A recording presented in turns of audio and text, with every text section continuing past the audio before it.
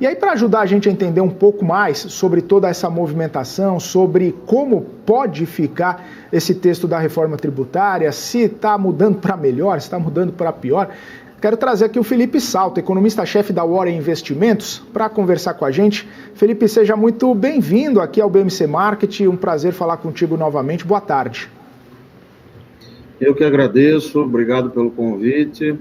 E, de fato, esse é o grande evento aí do dia, junto também com a reunião da Comissão Mista de Orçamento, né? Exatamente. Felipe, inclusive começando com essa situação envolvendo a reforma tributária, a gente já tinha visto, né, uma discussão bastante aprofundada, bastante ampla e várias exceções sendo incorporadas ao texto, que acabou elevando a alíquota do imposto sobre valor agregado. Nessa discussão de hoje, ou nessas últimas discussões, mais emendas foram acatadas, tanto é que o próprio senador Eduardo Braga pediu, ou vai pedir ao Ministério da Fazenda para recalcular algumas alíquotas, né? Como que vai ficar essa última alíquota por conta dessas mudanças. Como que você está vendo essas alterações ao texto, que já foi bastante modificado, que já teve muitas emendas e exceções incorporadas a ele? Bom, eu entendo que essa complementação de voto, como é chamada, né, que foi anunciada hoje, esses ajustes finos no texto que o relator, o senador Eduardo Braga, já havia exarado, elas não mudam muito os problemas centrais que eu venho apontando na proposta desde que foi aprovada pela Câmara dos Deputados. Lembrando que, uma vez aprovada no Senado, vai precisar voltar para lá em razão das alterações. As minhas preocupações vão na linha do que você começava a falar sobre a questão das alíquotas. Você tem muitas exceções e o efeito no cálculo da alíquota geral. Quer dizer, quando você tem muitas exceções, o que acontece é que, pelas minhas contas aqui na Warren, nós vamos ter provavelmente uma alíquota de cerca de 33,5%, que é muita coisa. Isso sem contar uma conta que nós estamos fazendo também, um cálculo novo, para mostrar os efeitos do financiamento desses fundos que estão sendo prometidos. O Fundo de Desenvolvimento Regional, principalmente, que pode chegar a 60 bilhões de reais de aportes novos todo ano, no ano máximo lá previsto, e depois fica para sempre em 60 bilhões. Pelas nossas contas, só esse fato, essa montanha de dinheiro que a União, a viúva de sempre, né, como eu falo sempre, vai precisar aportar nesses fundos para azeitar, digamos assim, a aprovação e o aceite, né, dos estados e tal, isso vai custar, de alguns estados, diga-se de passagem, isso vai custar 1,3 ponto percentual a mais nessa alíquota geral. Então nós estamos caminhando para um sistema mais complexo, com uma alíquota gigantesca.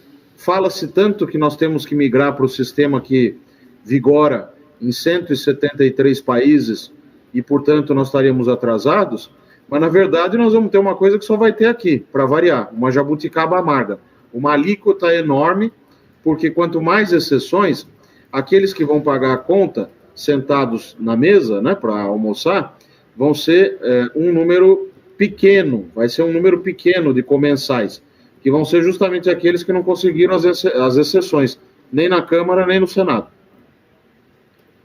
Muito bom. Felipe, muito boa tarde.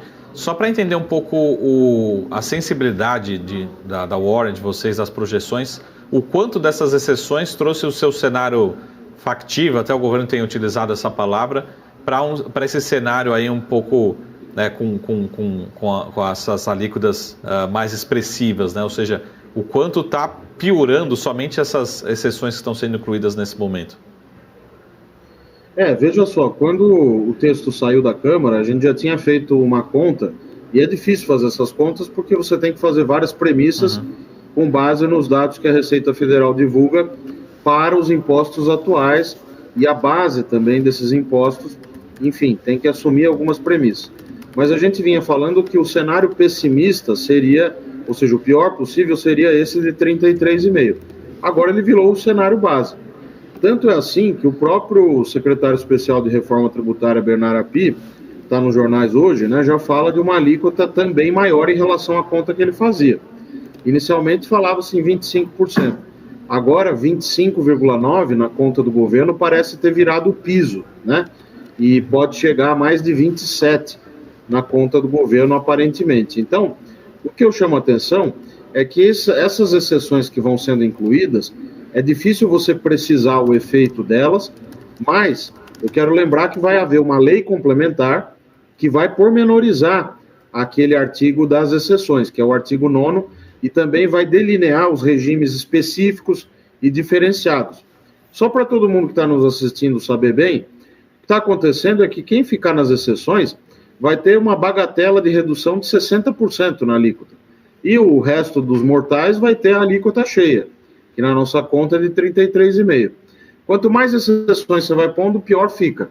Essas mudanças feitas no Senado provavelmente acrescentaram mais de 1 ponto a 1,5 ponto de percentagem na alíquota que a gente calculava. Por isso que reforça o cenário do 33,5%, que é uma conta estimada, obviamente, mas que dá uma noção do tamanho desse tributo, né? Quando eu falo desse tributo, é a soma do chamado IBS, que é o fruto da junção do ICMS estadual e do ISS municipal, e do IVA federal, né, que é a outra parte do tributo, que é a CBS, junção do PIS atual e da COFINS atual. Então, esse chamado IVA dual, ele é composto desses dois tributos, um federal e outro subnacional, que é a junção do ICMS e do ISS. Eu gostaria de aproveitar para falar que a grande questão que não se discutiu tem a ver com 2 problemas básicos. Primeiro é a transição. Sabe quando que nós vamos ter o IBS? Em 2033. A transição para o destino, ou seja, lá para o consumo final, com a não cumulatividade plena, como se tem prometido, 2033.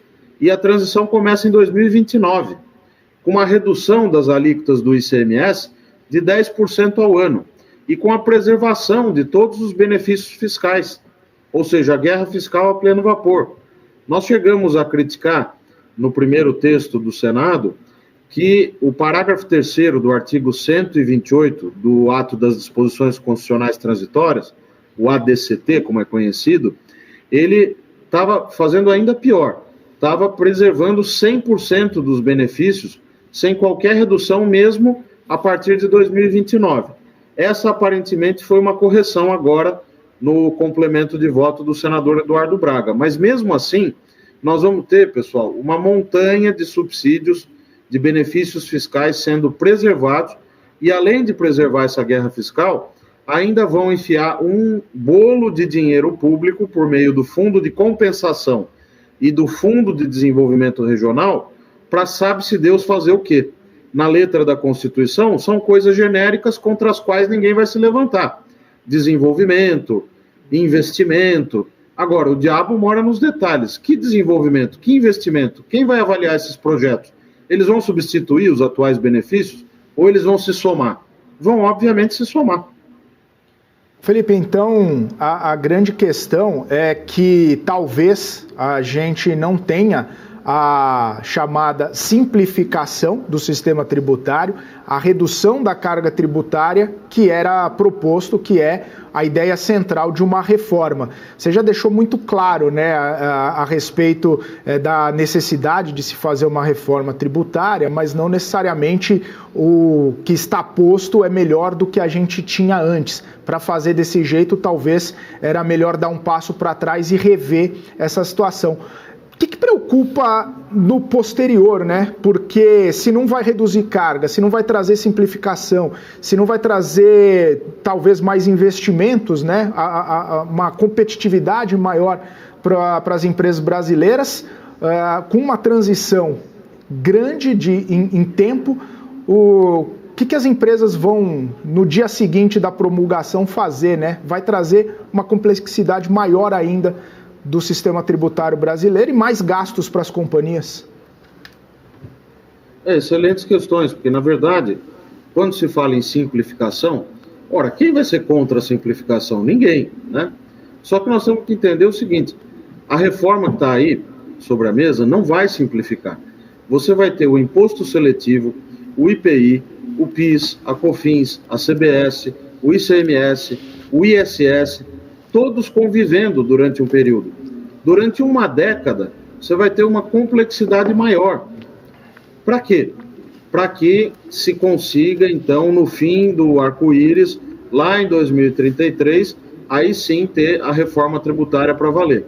É óbvio que o que vai acontecer, e para quem acompanha o Congresso Nacional sabe bem disso, veja, por exemplo, o caso da Zona Franca de Manaus, a prorrogação de prazo, sem entrar no mérito. Mas é o que costuma acontecer. Quando chegar em 31, 32, alguém vai propor a prorrogação de prazo.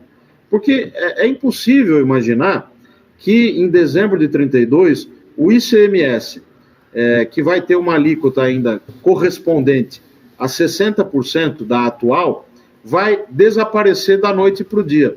E com esse desaparecimento, todos os benefícios fiscais nos quais as empresas, inclusive muitas, né, estão penduradas. Alguns benefícios são bons, a maioria é muito ruim, não gera efeito nenhum do ponto de vista do investimento produtivo, do crescimento econômico. Então, esse é o desafio. A meu ver, nós tínhamos sim que dar um passo atrás, como você falou. Eu, no ano passado, quando na Secretaria da Fazenda e Planejamento do Estado de São Paulo, defendi que nós fizéssemos uma reforma do ICMS. Vamos por partes. A mega reforma, como é o caso da PEC 45, ela acaba pecando porque você tem que ceder a tantas pressões que você acaba criando um monstrengo tributário, que é a figura que eu tenho usado nos meus artigos no Estadão para explicar isso desde o início do ano, quando começou essa novela. O Felipe, só uma última pergunta. Quando a gente olha o PIB do Brasil, particularmente nos últimos 20 anos, nas últimas décadas, a gente cresceu basicamente em cima do boom demográfico, né? Ou seja, o aumento de produtividade foi quase zero. Quando a gente está falando nas projeções de vocês da Warren, de que a gente pode ter aumento da carga tributária, ou seja, a gente pode, no conto de vocês, necessariamente ter redução do PIB potencial do Brasil, como isso impacta as projeções de longo prazo daqui da nossa economia? Deixa eu lhe dizer, essa questão é importantíssima, porque, na verdade, nós estamos semi-estagnados há 35 anos. Quando se aprovou o Plano Real, em 1994, lá no governo Itamar Franco, com o ministro Fernando Henrique Cardoso, que depois foi alçado, eleito à presidência da República, nós conseguimos um grande feito, que foi a estabilização. A estabilização monetária foi um grande feito, tanto que nós não aceitamos, enquanto sociedade, voltar atrás em relação a essa conquista do controle da inflação, percebe?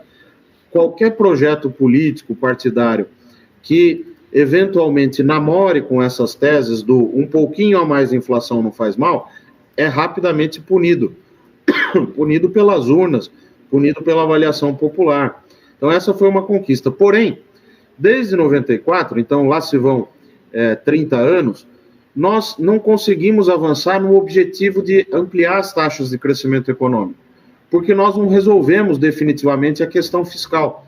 E, portanto, nós estamos convivendo com uma taxa neutra de juros que é elevada. E convivendo com juros elevados, não há Cristo que aguente investir. O setor produtivo industrial tem um certo fôlego, depois já perde rapidamente esse fôlego. São espasmos de crescimento que não geram persistentemente uma dinâmica saudável. Então, para resolver o problema do crescimento, nós temos que atacar outras frentes, como a questão de uma política externa voltada para acordos comerciais efetivamente positivos para a nossa indústria de transformação, que ajudem a aumentar as exportações líquidas, investir muito mais em infraestrutura, ter taxas de juros mais razoáveis, o que depende do equilíbrio fiscal. A carga tributária, eu tenho uma má notícia, ela vai aumentar. Isso é uma certeza que eu tenho. Por quê? Porque o gasto não está diminuindo e nem diminuirá. Ele provavelmente, se o arcabouço fiscal for cumprido, por isso que eu sou um dos primeiros a elogiar o arcabouço desde o seu nascedouro, ele vai estabilizar a despesa em relação ao PIB. E aí nós temos uma chance de ter uma política fiscal civilizada, que pare de pé. Agora, você veja bem que as pressões para dilapidar o arcabouço antes dele completar os primeiros meses de vida são enormes, né? O ministro Fernando Haddad, nesse aspecto, precisa ter todo o apoio possível, né, de todos nós para que o arcabouço seja mantido. Agora, infelizmente, no sistema tributário, nós vamos de mal a pior. Essa é a questão central, né? Porque, veja, nos anos 90, tentou-se uma reforma parecida com essa da PEC 45. Em 2008, novamente, uma mega proposta de reforma tributária com o presidente da República, à época o presidente Lula, bastante popular, diga-se de passagem também, para todos lembrarem, né? E não logrou o resultado. Agora, aparentemente, ao que tudo indica, apesar da incerteza ser elevada, deve aprovar, deve ser promulgada essa emenda. Aí você vai ter várias trincheiras abertas para discutir a regulamentação dessa emenda. Vai ser, com o perdão da palavra, um Deus nos acuda. Tá certo. Felipe, agradeço muito sua participação. Obrigado mais uma vez por estar aqui na programação da BMC News. Obrigado pelo seu tempo. Volte sempre, uma ótima terça-feira para você. BMC News. Informação que gera valor.